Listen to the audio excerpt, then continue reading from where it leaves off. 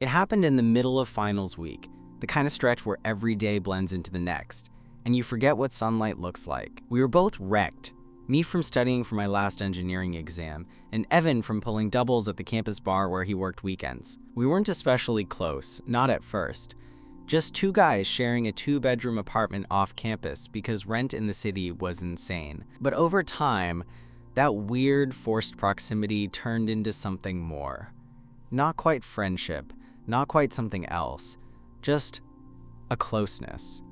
Evan was the kind of guy who always smelled like cedarwood and cheap cologne, with this permanently sleepy look in his eyes. Tall, always in hoodies, a little scruffy, and straight, very straight, at least as far as I knew. We'd nod at each other over cereal, share the occasional late-night video game session.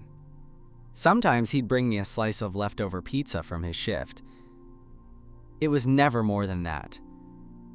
No tension, no weird moments. Until that night. I'd been out cold for maybe an hour when I woke up to the creak of my bedroom door opening. It wasn't loud, just enough to jolt me out of whatever hazy dream I'd been having. I rolled over, groggy, assuming maybe the door hadn't latched all the way. But then I heard footsteps, soft, barefoot, getting closer. I blinked into the darkness, heart starting to pick up speed. Then I saw a shape. A body. Evan. He didn't say anything. He didn't hesitate. He just walked straight to my bed, and, without asking, without a word, crawled in beside me. It wasn't casual. It wasn't a joke. It wasn't, "Dude, can I crash in here?" It was slow, silent, and intentional. I stayed completely still, barely breathing. My eyes had adjusted just enough to make out the outline of his face. He was lying on his side, facing me, close enough that I could feel the heat radiating off his skin. Still, he said nothing. His hand reached out, almost cautiously, and landed on the edge of my blanket. Then it moved. Just a few inches, resting on my waist. Not gripping, just there. I swear my pulse was so loud he could hear it. What the hell was going on? He didn't smell like beer, didn't seem drunk, didn't seem out of it. He was just there, present. Intentional. I should have said something. I should have asked what he was doing. But I couldn't move. My mind was trying to make sense of something that felt so surreal and so intimate it didn't seem real. His thumb brushed lightly through the fabric of my t-shirt. And still, nothing. No explanation, no words. Just the quiet hum of the radiator and the sound of my roommate, my straight roommate, lying in my bed with his hand on my body, like it was the most natural thing in the world. I closed my eyes, unsure what the hell to do next, and then I felt him move even closer. I didn't open my eyes right away. I just lay there, pretending to still be asleep, because I had no idea what kind of conversation would come out of this if I reacted too soon. Evan's chest was now barely an inch from my back. His breath, slow and warm, hit the nape of my neck every few seconds in a steady rhythm. And his hand, still on my waist. It wasn't some accidental graze. It was resting there like it belonged, like it had every right to be there. I wanted to believe he was asleep, that maybe he had sleepwalked his way into my bed, or was having some weird nightmare and mistook me for someone else. That would have made it easier. But the longer I stayed still, the more obvious it became. He was awake. I felt it in the way his fingers moved, just slightly, brushing the hem of my shirt like he was testing something. My skin prickled under the touch, every nerve on high alert. I thought about saying something. "Evan, are you okay?" Or, "Dude, what the hell?" But I didn't. Because deep down, beneath the confusion and the pounding in my chest, I didn't want to break the moment. Not yet. Then he did something that knocked the air out of my lungs. He slid his hand slowly, carefully, from my waist to my stomach. Not far, just a few inches, but enough to make it clear this wasn't a mistake. His palm was warm, steady, fingers lightly curling against me. Still silent. Still no explanation. I let out a breath I hadn't realized I was holding, and that's when he shifted again, his chest brushing my back fully now, his legs tangling slightly with mine. My heart felt like it was in my throat. I whispered, barely audible, "Evan?" No answer, but his hand tightened, just a little, and then he exhaled, like he'd been holding his breath too. The silence between us felt like it could break at any second. I was wide awake, every muscle tight with uncertainty. Was he waiting for me to say something? To move? Was he scared too? Eventually, I turned slightly, slowly, just enough to look over my shoulder, and there he was, eyes open, looking right at me, no panic in his expression, no embarrassment, just vulnerability, something I'd never seen on him before. He didn't flinch when our eyes met. He didn't pretend to be asleep or move away. He just kept watching me, like he was trying to figure out if I was going to push him away or let this keep happening. My voice cracked a little when I said, "What are you doing?" He didn't answer right away. Then, finally, quietly, "I didn't want to be alone tonight." I could have asked why. I could have questioned the timing, the silence, the way he chose my bed instead of just knocking on the wall or texting me from his own room. But something in the way he said it made me pause. So instead, I nodded. Just once. And I didn't move away. We didn't say anything else that night. Evan didn't pull away, and I didn't ask him to. His arm stayed wrapped around me. Not forcefully, just firm enough to make sure I knew he was still there. It was a strange kind of quiet, tense but not uncomfortable, like we'd both stepped into a version of ourselves that didn't exist in daylight. I must have drifted off eventually, because I woke up a couple hours later to the first gray light of dawn slipping through the blinds. Evan was still there, still holding me. Only now he was breathing slowly, deeply, totally asleep. His face was buried just behind my shoulder, his stubble scratching lightly against my skin. I didn't move. I didn't want to wake him. And more than that, I didn't want whatever this was to end just yet. But as the light grew brighter, reality started creeping in. This was my straight roommate. The guy who flirted with waitresses and joked about Tinder dates. The guy who once asked me if I thought his ex's boobs were real. Evan had never shown even a flicker of interest in me, or any guy for that matter, until last night, and that's what threw me off. Because it didn't feel like some drunken mistake or some random impulse. It felt deliberate, like he knew exactly what he was doing, even if he couldn't explain why. Eventually, he stirred. I heard the change in his breathing before he moved. A soft inhale. A slight tightening of his arm, like he was bracing for the moment I'd say something. I turned my head, just a little. His eyes were open again, and he looked scared. Not in a panicky way, but like he was waiting for me to throw him out. Like he'd just realized what he'd done and expected me to push him off and tell him it was messed up. "Hey," I said, voice still thick with sleep. He blinked, slowly. "Hey." We stared at each other for a second, then two.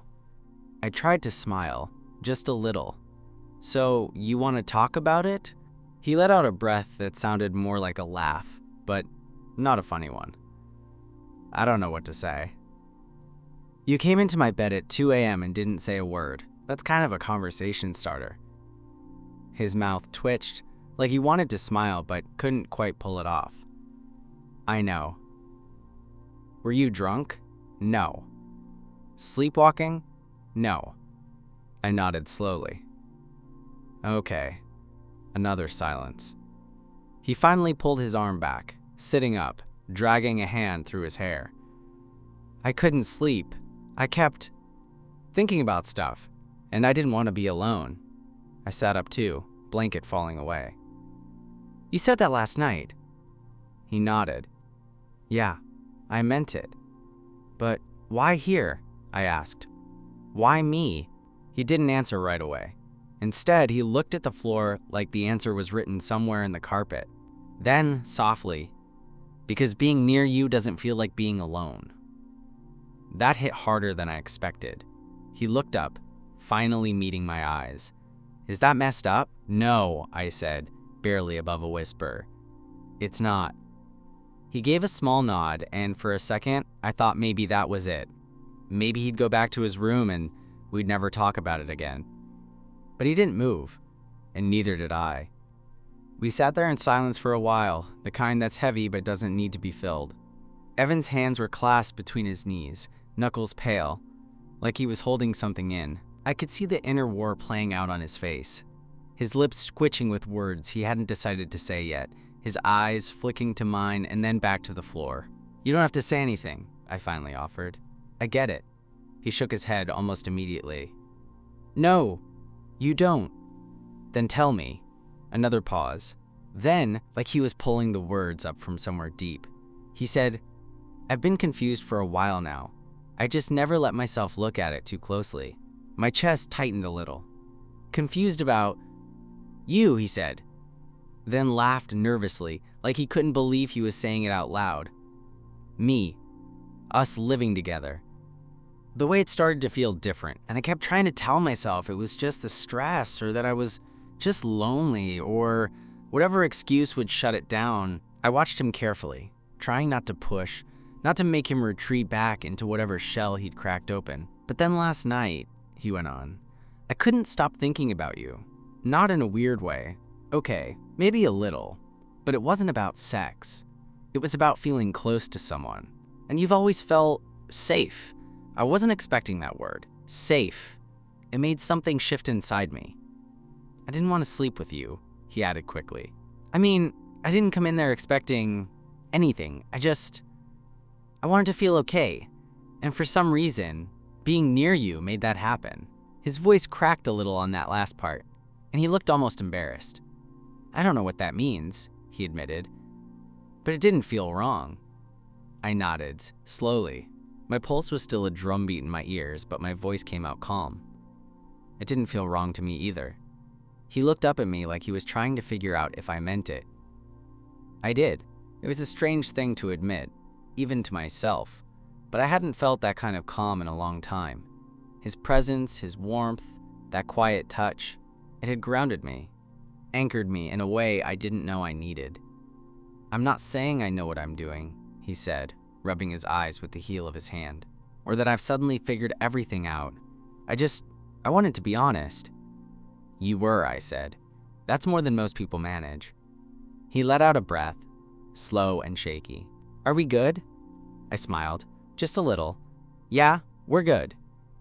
He smiled too then, for the first time since the night started. Not his usual cocky grin, but something softer. Real. "Thanks for not freaking out," he added. "Thanks for not being a dick about it," I replied. And for the first time in days, we both laughed. After that, he stood up, like he was about to leave, but he hovered in the doorway, uncertain. "You want me to go?" he asked. The words were simple, but there was something raw in the way he said them. I shook my head. "You can stay." And he did. Evan didn't hesitate this time. He stepped back inside and quietly closed the door behind him. The morning light had grown stronger, brushing over the floor in pale stripes, and for a moment we just stood there, both of us aware that something had changed, even if we didn't fully understand it yet.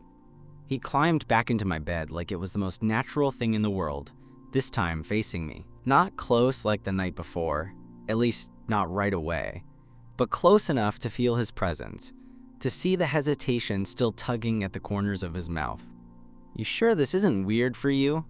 he asked softly. "Only if you start hogging the blanket." That got a smile out of him, one that reached his eyes. He pulled the sheet over both of us and lay back, his head sinking into the pillow beside mine. We stared at the ceiling for a bit, quiet, listening to the distant sounds of the street starting to wake up. A bus, a dog barking. Somewhere, a radio playing faint pop music. "You ever think about it?" he asked suddenly. I turned to look at him. "About what?" "This. Us. Or, I don't know. Guys." I didn't answer right away. It felt like a loaded question. Like anything I said would crack something open between us that couldn't be closed again. "Yeah," I said finally. "Sometimes." He nodded like he expected that. I think I've been avoiding the question my whole life. You don't have to figure it all out right now. But what if I want to? There was something in his voice, soft but certain, that made me hold his gaze a second longer than I meant to. His expression had changed. No more awkwardness, no more of that barely contained nervous energy. Just honesty, like whatever wall he'd been hiding behind was finally down. I don't know what I'm doing, he said, but I know I felt something last night, and it didn't scare me. He shifted closer, slowly, deliberately this time. His hand moved under the sheet, finding mine, our fingers brushing lightly. I didn't pull away. His voice dropped. Can I? He didn't finish the question. He didn't have to. I leaned forward before he could overthink it, and our foreheads touched. Just barely. Not a kiss. Not yet. Just skin against skin, breath mingling in the inch between us. I could feel him trembling slightly, not from fear, but from something else. Something quieter. Vulnerability. I'm not going anywhere, I whispered, and that's when he kissed me. It wasn't dramatic. It wasn't some earth-shattering, movie-perfect moment. It was soft, careful, a question in the shape of a kiss. His lips warm and hesitant against mine, like he was still asking if it was okay. And I answered him the only way I could, by kissing him back. When we finally pulled apart, he stayed close, his hand still in mine, his eyes searching mine for some kind of reaction. That okay? He asked. Yeah, I said, heart still thudding in my chest. That was more than okay. He exhaled like he'd been holding that breath for hours. Maybe he had. We lay there like that for a while, tangled and quiet, with the city waking up outside our window and something entirely new settling between us. We didn't rush to get up that morning. For once, the pressure of assignments, deadlines, and alarms faded into the background. Evan stayed close, his thumb absent-mindedly brushing the side of my hand like he was still trying to convince himself this was real. I didn't say much. I didn't have to. There was something about that quiet in-between moment, the way we were both just there, half tangled in the sheets, half still processing what just happened, that felt more intimate than any kiss could. Eventually, though, reality crept back in. Evan's stomach growled, loud and unexpected, and we both laughed like idiots. I guess we're skipping the dramatic morning after crisis talk, I said. He smirked. I can be dramatic later. Right now I want eggs. So we got up. The apartment felt weirdly different. Nothing had moved, nothing had changed physically, but there was a new energy in the air. I noticed the way Evan hovered near me in the kitchen, not clinging, but close, like he was testing how natural this new closeness could feel in daylight. He passed me the eggs without asking, like we'd done this 100 times. But this time, his fingers brushed mine and didn't pull away. While the pan sizzled, I caught him staring. Not in a creepy way, just watching me. Quiet, thoughtful. What? I asked. He shook his head slowly. Just trying to figure out why I didn't let myself notice you like this sooner. My heart did a weird little flip. Maybe because I'm always in sweatpants and half dead from caffeine? He smiled. Nah, you've always looked good. I felt my ears burn, which only made him grin harder. Evan, I said, trying to rein it in, you can't just drop compliments on me now like it's normal. Why not? He replied. I spent months pretending you were just my roommate when I've been low-key obsessed with the way your mouth twitches when you're annoyed. That made me laugh. You're so full of shit, he shrugged, cracking another egg. Maybe, but I mean it. It felt surreal, like we'd suddenly fast-forwarded into a version of our lives we hadn't planned for. We ate breakfast sitting side by side on the couch instead of at the table, legs touching, plates balanced on our laps. Every so often, Evan's shoulder would bump mine, and neither of us would pull back. Afterward, we ended up scrolling through Netflix, not watching anything, just talking. Not deep conversations, not yet, but real ones. We talked about random childhood stories, classes we hated, people we used to date. Every time we stumbled into something slightly personal, there'd be a pause, like we were both waiting to see if the other one was going to tense up or pull away. But neither of us did. By the time the afternoon light was slanting through the windows, I noticed something. He was looking at me again. Less nervous now, more focused. "You thinking what I'm thinking?" he asked. "Depends," I said. "Are you thinking about making out again?" He grinned. "Maybe." "Well then, yeah." We didn't move right away. There was no rush. Just the shared knowledge that something had shifted between us, something we both wanted to explore, even if it meant stepping into totally unfamiliar territory. He leaned in slowly, his hand resting against my thigh, and kissed me again. Longer this time, less uncertain. And it felt like something that wasn't going to stop when morning came. The next few days were different. Not in some dramatic movie scene way where everything is suddenly lit by candlelight and violins, but in the subtle stuff. The way Evan would casually touch my arm as he passed behind me at the sink. The way he lingered in doorways, watching me work on my laptop, like he was still figuring out how to make sense of this new version of us. There were no long speeches, no sudden declarations, but there were small things. I caught him watching me from the hallway one evening, his hoodie pulled halfway over his head, hair a mess, that half smile tugging at the corner of his mouth. "What?" I asked, raising an eyebrow. He shrugged. "I like looking at you." It wasn't just the words. It was the way he said them, like it had taken him weeks to give himself permission to say something that simple. Like that line had been sitting on his tongue every day for months. It made my stomach twist in the best way. We didn't tell anyone. Not yet. It wasn't a secret out of shame, just something we were keeping for ourselves while we figured it out. It was oddly nice, actually. Like we had this tiny bubble carved out of the chaos of everything else. But of course, the outside world eventually crept back in. One night, a few of Evan's friends came over. Some guys from the bar, plus a couple of guys from his old soccer team. Loud, cocky types. The kind who tossed a ball around in the living room and joked way too easily about everything. I kept my distance, half listening from the kitchen while I cleaned up the leftover takeout. Evan noticed. At one point, he walked into the kitchen and stood close behind me. Too close. "You good?" he asked under his breath. "Yeah," I said, keeping my tone casual. "Just letting you have your space." "You don't have to," he said, quieter now. "I kind of wish you'd stay close." I turned to face him, trying to read his eyes. "You sure?" he nodded. "Yeah. I don't want to pretend nothing's happening just because they're around. I don't want to go backward." So I stayed. I sat beside him on the couch, close but not suspiciously close. His knee nudged mine every so often, and every time, I felt that silent reassurance.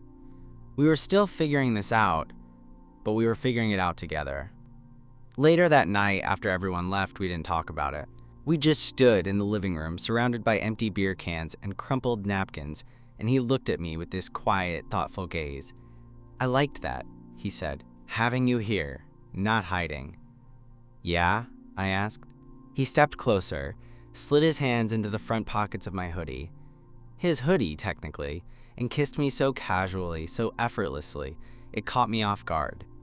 But I kissed him back. Evan didn't come into my room that night. I went into his.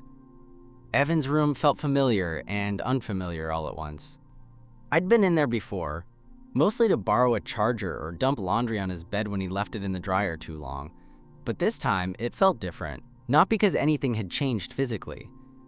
Same cluttered desk, same hoodie tossed over the back of his chair, same worn-out Lakers blanket at the foot of his bed. But now it was us stepping into that space together. He didn't make a move right away. He just pulled the door shut behind me and stood there for a second, eyes on mine, like he was waiting for some kind of signal. So I gave him one. I walked to the bed and sat down, legs dangling over the side, then looked up at him and said quietly, "Come here." He did. He stood between my knees and took a deep breath, like he was bracing himself. "You sure about this?" "Are you?" I asked back. He reached out, ran his hand slowly along the side of my face, thumb tracing over my jaw. I think I've been sure since the first time you fell asleep on the couch next to me, and I didn't want to move. I just didn't know how to admit it. That hit me harder than it should have. We didn't rush anything. He leaned in slowly, kissing me the way you do when there's no question anymore, just soft certainty. His hands found my back, mine slid under the hem of his shirt, and when we finally lay back on the bed, tangled up together, it didn't feel awkward or fast, or like we were playing out someone else's story. It felt real. Afterwards, we didn't say much. Just lay there, skin warm against skin, legs tangled under the sheets, our breaths slowly sinking. "I don't want this to be a one-time thing," he said suddenly, voice low and serious. "It's not," I said, without hesitation. He turned toward me, head propped on his elbow. "I don't know what this makes me. I don't have a label for it." "You don't need one," I told him. "You don't owe anyone that." He nodded. "Still, I want to get this right. With you. You're doing fine so far." We smiled. The kind of quiet, dumb smile you give someone when the walls finally come down, and you can both just be. From that night on, we stopped dancing around each other. There were still moments of awkwardness. Sure, figuring out how to exist in this new rhythm, when to tell people, how to not overthink every casual touch. But there was never doubt. Some mornings I'd wake up to the smell of his awful coffee and the sound of him humming off-key in the kitchen. Other nights, he'd slip into my room and crawl into bed just like he had that first time. Only now, there were no questions. No tension, just arms pulling me in and the comfort of being exactly where we both wanted to be. Sometimes I'd think back to that first night, to how he didn't say a word, to how everything changed with a single silent touch. And I'd wonder how long he'd been holding all of that in. But then I'd look over at him, barefoot, messy-haired, humming through toothpaste foam, and I'd know the answer didn't matter anymore. He wasn't holding anything in now. We were exactly where we were supposed to be. Together.